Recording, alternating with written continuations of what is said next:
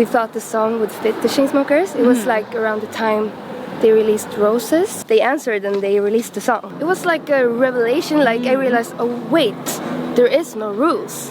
Like there isn't a way you have to do it. It feels so cool to be able to work with the people that you dreamt of working with. When I was younger, I was, like I told you, like I could stand in front of the mirror. My mom told me that, and like be like, oh, you look so good. And I would never do that now, which is a shame. Hi, this is Lauren Engel of Sidewalk Talk. Today I'm here with Shy Martin. Yeah. So you're born in Sweden. Where in Sweden? I'm born in South Sweden, in a small village, like 500 people. Oh wow, what is it called? It's called Lerdala. Lerdala. It's very Swedish. And are your parents originally from there as well, or? Yeah, actually, yeah. In the areas around that. So it's like a small city, village. Oh, what do your parents do? Or back then? My dad is like what do you call it? Consult? Like he's doing like electrical stuff. Oh, okay. Yeah, and my mom is like working, she's helping out with like youth that needs extra help. So where do you think you got your creative side from? Like my parents has listened to a lot of music when I grew up. Not the music that I listen to now or write, but I think they've always loved music and they've always like supported me since I was a kid. Like I've always been singing. So yeah, they've always been very supportive. What kind of music did they play in the house when you were growing up? My dad played like Swedish punk. And my mom played like Swedish, more singer-songwriter music in Swedish. And also my dad listened to like metal and a lot of ABBA also. Yeah. So not so much like American music though, No, right? not at all, really. No. So how did you find it, or what were you first listening to when you started finding music on your own? Oh, this is so embarrassing. Like my first CD I ever bought was Smurf Hits. It's like the Smurfs. So cute. Yeah, so that was my first like that I picked. Otherwise, like I listened to like hits for kids and stuff when I was younger. Yeah. Did you get attached to a single artist back then? That you started following and like listening to more and more of that specific artist's music? I think like I watched a lot of like Idol when it came to Sweden, and I loved like the people that were on Idol, and I was obsessed every year. But not really. Like I changed a lot, like who I listened to. How would you describe yourself back then, growing up? Your personality? When I was younger, I was like all over the place, and I wanted attention all the time. And I was like singing. I think I sang more than I talked. Like I sang about everything. If I was painting, I sang about that, like what I was painting. Yeah, I think I was. I was talking and singing a lot, and I was like all over the place. So in school, were your favorite subjects like art subjects? Yeah, I loved writing. I wrote a lot of like stories, made up stories about things, and like poetry and stuff. Yeah. And did you know from the beginning that you kind of was always going to be in music somewhere or another? I think so. Like I was performing at every chance I was given, and I was always like at every like school reunion, like in not reunion, but like when you got together and stuff. I was always performing. So I don't know. It feels like I've always been doing music, and I played guitar when I was 8, and piano, and I started my like band, my own first band when I was 12, and I didn't know what a band was. But I couldn't like I wasn't that good. Classmates? Yeah, like 3 other girls, and we had this band, like a rock band. Yeah, and I don't know, like I always wanted to do something like that, like being in a band for some reason. Yeah. But did you know anyone around you who was a musician, like in the small town, or? Not really. There was a few people that played instruments and stuff, but I wouldn't say that. Not really. I don't know why. I just wanted to do music. Did you have some plan early on of like how you were gonna make it out of the small town doing music? Like, how did you realize how to do it? I studied in high school. I studied at a music gymnasium. It's like high school thing. And after that, I got signed at EMI label, EMI not publishing label. When I was 17 or 18, I signed singing in Swedish. How did you meet those people at EMI? They actually reached out to my teacher after I had put up like a song on YouTube. Oh, wow. Yeah. So what made you decide that you wanted to put out songs? Oh, was it original or was it a cover? It was an original. Oh, wow. In Swedish. And it was, my ex-boyfriend applied with a song that I wrote in Swedish to a contest in the high school. And I won the contest. And I was so I don't know, I was ashamed of writing it. I don't know why. But what was it about? It was about love. Of course. Of course. Yeah. No, but yeah, and then I put it up on YouTube, and yeah. Then things happened. Did it go viral, or was it just a small number of people who watched it? Or do you know how it even got to the people at? It was like 25,000, so it wasn't that much. Oh, so that did pretty well. Oh, like, maybe. Just for your first song, yeah. Because it's in Swedish. Yeah. Yeah, I guess maybe that was good. So your friends started sharing it, or how do you know how it?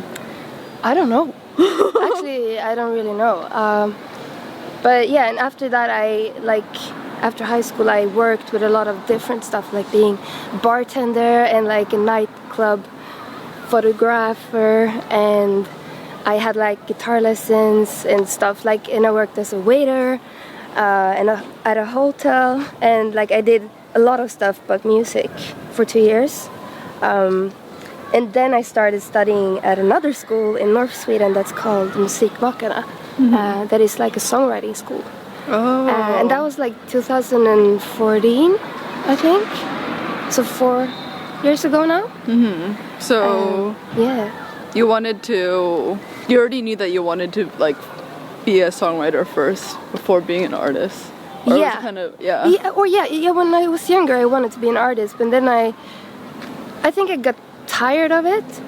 Also, when you go to high school, it's easy that you get insecure, which I did, and I was really shy, and I was embarrassed, and I was ashamed of doing music, and I didn't want it to be in the spotlight.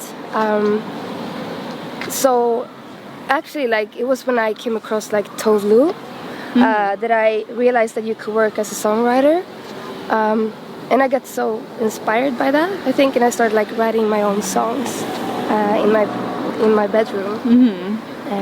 What did your parents think about you going to the songwriting school? Were they supportive? Yeah, they've Nice. always been super supportive. Oh. So yeah, they thought it was a great idea. Yeah. Looking back, do you think this school taught you a lot? I think so, absolutely, because I met a lot of new people, and that I work with almost every day today. So that school really helped me get into the industry in Sweden. Also, you meet a lot of people, publishers come up to the school. Oh wow! So it's a really, really good school for songwriters, and it's really popular also. I don't know if you know Leon and Scott, and there's a lot of people that went to that school. Oh, I didn't realize. Yeah, they did. So it's a really, really good school. And then, so what happened with the EMI? So you were still with them while going to the school? Actually, when I started studying at school, I had been with them for 3 years. And by that time, EMI was bought up by Warner in Sweden. So the contract just somehow got ripped. Which was lucky for me, because then I had like a restart and I could do whatever I wanted. And I never released anything with that label. Oh yeah, so you never actually put anything out No, there? Okay. No, and I'm happy for that today. But, yeah. Did you have a name before Shy Martin? Yeah, but it was my real name. Oh. Sarah. So what made you want to change? It was actually, we had at this school that I studied, the songwriting school, we had a class that was about like, you had to create an artist project and do like promotion and like if it was a real project. And my boyfriend that I met at the school, he was helping me out with finding a name for my artist project. And he was like, you should be called Shy Martin because you're so shy and you always wear Dr. Martens. Oh. And he didn't know that my twin brother's name is Martin. And he was really shy because I took all the space when I was younger. So he was really shy as a kid. So I was like, perfect. So your brother. Yeah, so it's actually for my twin brother. Mm-hmm. Yeah, I took his name. And then what happened after you finished that school? That was 2 years ago. 1 month or 2 months before I graduated, I wrote a song on my couch with my boyfriend, and we recorded it in my wardrobe, and I just had a tonsil operation, so I wasn't allowed to sing. And that song later got released, and it's called The Ocean with Mike Perry. And that song, like, it blew up. How did you connect with him? He is from the same town as me. Oh, wow. Yeah, so he was reaching out with a few chords and he wanted to do something together because we were from the same town. Yeah, and at the same like week or 2 weeks or something, we also wrote another song on my couch. And we were so tired of the industry and like people telling us what was good or not, and we really liked the songs. We were like, maybe we should try to reach out to the artists ourselves. So we started like Googling the Chainsmokers email because we thought the song would fit the Chainsmokers. It was like around the time they released Roses. Oh, okay. So we thought like, maybe indie top lines with EDM tracks might be something. So we Googled their email and then we sent an email to an email that we found. And they answered and they released the song. That's so crazy. And that's all we know with the Chainsmokers. So like, and all that just happened like really, really fast. Is that weird? Like, this was within a span of months, right? After graduating, or? Yeah. So everything was just like, was that weird for you? Like, it kind of was it easy? Like, you're like, wow, this is easier than I thought after so many years of like, it was trying. more like, it was like a revelation. Like I realized, oh wait, there is no rules. Like there isn't a way you have to do it, and there isn't, you don't need to, if you believe in anything, like if you believe that your song is good, that can be enough. Like you don't need other people's opinions. And it's so cool with internet and like social media. It's like how you can reach out to people through that, and you don't have to go through managers and through labels and publishers. And I think that's so amazing that you can just reach out to other creators and other artists. So you had no one helping you or any mentor or not manager? At that time. Yeah. No. Now I work with people, but it's all about finding the right people to work with. I don't say that like major labels and publishing labels are bad, but if you don't need them and if you're ambitious and you can do a lot yourself, which is really cool. And then what was the next big song that you wrote after that? Because I know you did a few, but I want to just know the order. Yeah, so it was like The Ocean with Mike Perry, and then it was All We Know with the Chainsmokers. And then we released another song at the same time with KREAM from Norway that got pretty big, Taped Apart. And then right after that, First Time with Kygo and Ellie Goulding.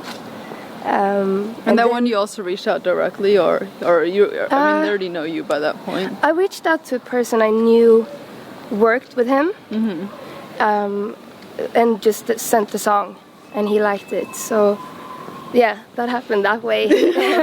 And then the Bebe Rexha song came, and then I Wanna Know with Nodi and Bea Miller. Yeah, and then a few songs like Time Flies, we released a song with them, and Astrid and Tove Styrke and So this is ALMA. like every month or something.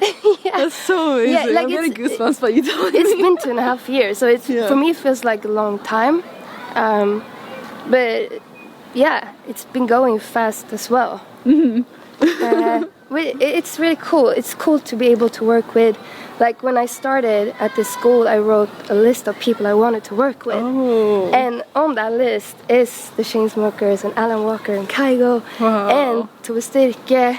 And you know, like, it feels so cool to be able to work with the people that you dreamt of working with.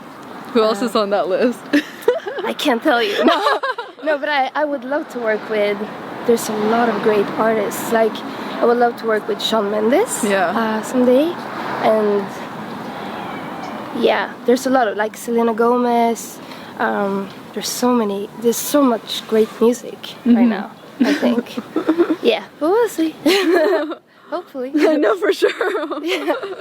What was the turning point that you decided that you wanted to be an artist yourself? It was last year, and I just felt like you, as a songwriter, you write so many songs that never gets released, even though they're good, because it's all about like timing and politics, and if the artist is in the room, or if you can reach out to the artist, and you know, there's there's so many factors for a song to get out. So even though you love a song, it doesn't mean it will be. It will get out or will get cut or so I just felt that I had so many songs that I felt so emotionally attached to, because every time I write a song I want it to be genuine and I want it to be my feelings, so you invest a lot in writing a song, so I just felt like these days it's so easy to put out your music, and I just felt like I wanted these songs that I really love to be released. And yeah, that's why. And did you find a separate manager for that, or how is it working with the team, with your own artists, artist stuff? Actually, like, we created a label because you can do that these days as well. Oh, what's it called? It's called BLNK Music. Okay. And we're like 7, 8, 9 maybe people. Oh wow. Friends in the same age, like just doing stuff together. And 4 of us went to the same class at that school, and everyone in the company has gone to that school, like studied at that music school. Wow. So it's a really good school. But yeah, it's amazing to be able to work independent. And like all the stuff you can do these days, it's so easy to put a song out. It's so easy to, like, everything has changed so quickly with like social medias and internet and Spotify, which is so exciting. I think it's really exciting and really interesting. Like, I love pitching songs and I love the admin side and I love writing songs, and yeah, I'm just very total music person all around. Yeah. I think it's super exciting. What is it like working with a songwriting partner? Nodi is also your boyfriend. So we met at the music school, and first we couldn't write together because we just wanted to hang out, so we could only write a verse, and then we just wanted to hang out instead. And the first, like, one of the first songs we wrote together was The Ocean and All We Know. So we realized, like, and that was in the end of those 2 years at the school. So we were like, maybe we should write together, because it turned out really good. And then we worked a lot together, like for 1.5 years. And now we still work together, but we work more separately because he has his own artist project. Okay. And, which is really nice. But it's special.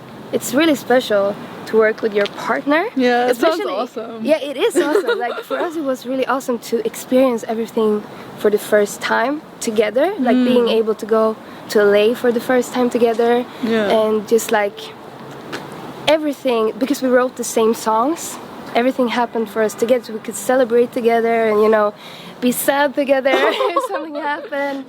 And it was just really, really cool to share that with someone. I would never want to do it myself, I think. But yeah, like lately we haven't been working that much together, just because we felt like we needed to be boyfriend, girlfriend also, and do like boyfriend, girlfriend stuff. Yeah. But yeah. What was it like performing with Matoma at the Nobel Peace? Oh wow. Like they called me, or yeah, they called and emailed me 5 or 4 days before and just asked me, and I was like, I didn't know what it was, like Nobel Peace Prize award, and I thought it was only like the crowd that was in the room that watched it. I didn't know that it was like live stream. And like lucky for me, they told me afterwards. So I was like, what? And I've never done like TV before. Wow. The soundtrack now. Yeah. No, but I never done TV before, and it was so nervous. It was really nervous, and I don't feel like I'm a performer. I feel like I'm more like I've been behind the scenes writing all like writing songs. So it's very nervous being on stage and being like in the spotlight, doing stuff like this. I think. But yeah, it was amazing. It was really, really cool. And can you tell me about your experience with the Bebe Rexha, the women's Yeah, dinner? yeah. I just came from the dinner, or brunch this time. Yeah, I'm a bit jet lagged. That's why. It was so cool. I was there last year as well, and then it was a dinner. And last year it was like 40 people or something. And this year it was like 100 plus, which was really cool. And there's so many great like females that I've been looking up to since way back. Like I told you with Tove Styrke, for example, or like Tyler Parks or Bebe. So many great like artists and songwriters, and it's so nice because there wasn't any like managers or business people there. So it was like a really like warm and just really nice environment to meet people at. Yeah. Yeah, and she's such an inspiration. She's amazing. I mean, I think that it's so important to do stuff like this, and to just like highlight all the women in the industry, because there is so many of them. And I barely work with women, not producers anyway. And it's so nice to know and get to know so many great producers and writers that are female. Not because that matters, but it's really nice. Yeah, no, exactly. Yeah. What you mean. How did the Spotify Equalizer thing happen? It was last year or 2 years ago, and I don't know how it happened, but it was like a dinner thing with Spotify and MXM, which is like Max Martin's company, and also Musikförläggarna. It's like the publishing something in Sweden. And they did like this dinner where they invited 5 songwriters, producers that were females, and then they had like Icona Pop was also there, and Max Martin, and we just had a dinner, and we went to Max Martin's house and just got to know each other. And talked about music overall, which was really, really nice. I think it's such a great concept, and also that is so important as well.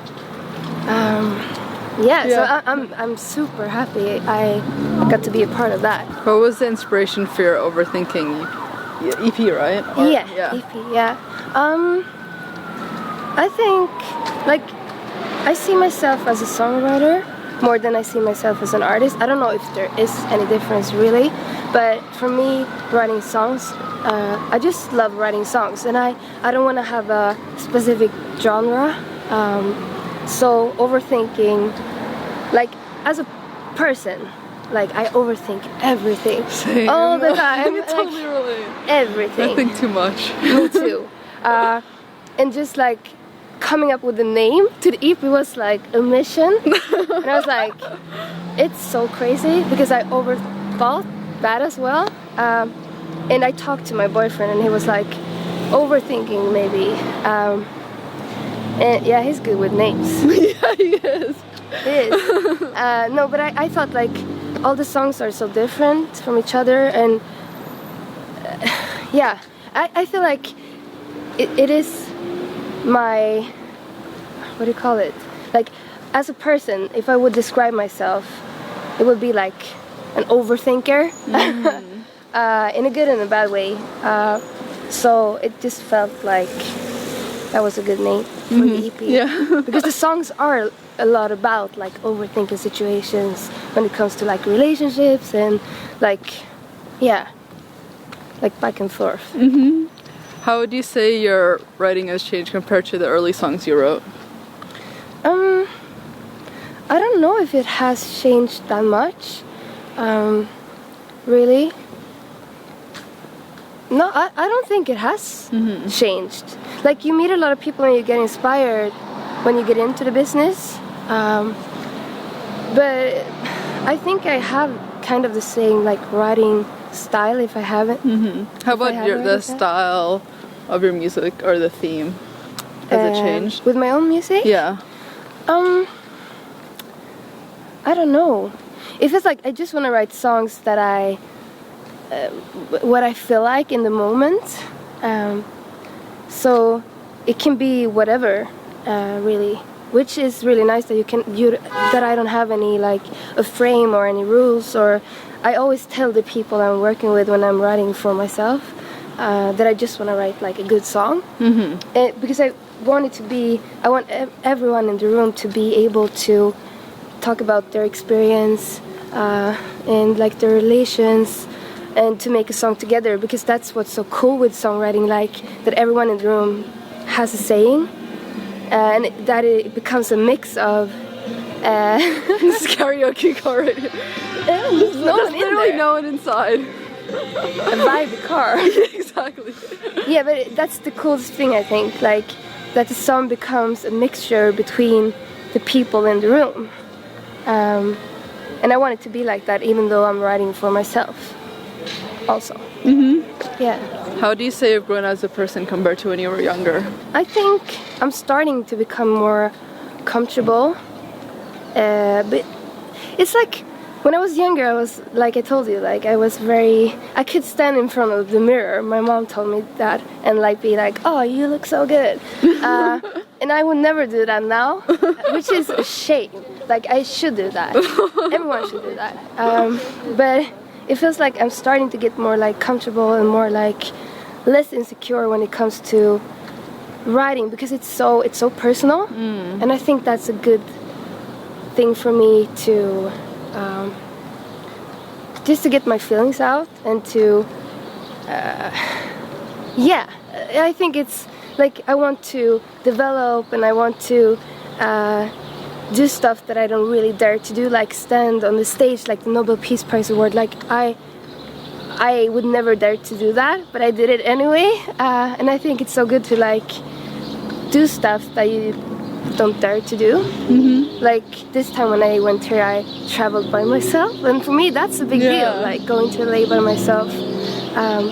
But it's good I try to do stuff like that more and more, like get out of my comfort zone. Yeah. Actually, with that, what would you say have been your biggest challenges so far in your life? Wow, that's a hard question. It was a challenge, I think, to move up to that school, because it was like 70 Swedish miles from where I lived, like from that small village to move up to North Sweden. It felt like a challenge to like try out to do something, like try to do your dream or make your dream come true. Yeah, that was a challenge, I would say. And getting into the industry, like it's a hard industry. What does love mean to you? Love? Yeah. What does love mean to me? Well, it's like, it's everywhere. There's so many, like I'm always writing about love. There's so many like different ways to talk about love, and everyone has experienced it in some way. And everyone has been heartbroken in some way, and everyone has been like super in love with someone or something. So it's like a really good topic to write about. It's my like, I always write about love in some way. Yeah. Last question. What do you want to be remembered for? My music, I think. I want my music to be bigger or more known than me, because I don't know, I just want to like touch people with my music. It doesn't really matter for me if people know who I am, as long as I can change like someone's situation with my music, or help someone through something, or like communicate with people through my music. Yeah, I love that. This was so much fun. Thank you so much. Thank you. Bye guys.